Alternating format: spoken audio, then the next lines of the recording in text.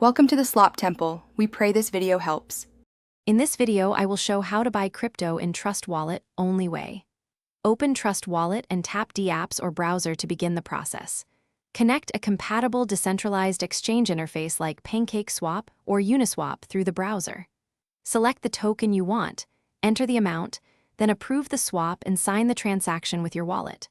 Always confirm the network, check slippage, and review fees before finalizing your purchase. First, write down your 12 or 24-word recovery phrase and store it somewhere safe and offline. Update the app, then verify you are on the correct blockchain network for the token you plan to buy. Add native chain tokens like BNB or ETH to cover gas fees so your swap can process.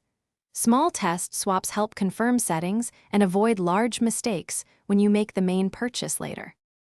Open the apps browser, search for a trusted DEX interface, and connect your wallet account to the site. Choose the token you want, enter the amount in dollars or token units, then set a reasonable slippage tolerance to avoid failed trades. Click Swap, approve the token spend, and confirm the transaction in Trust Wallet. Wait for network confirmation, then check your balances.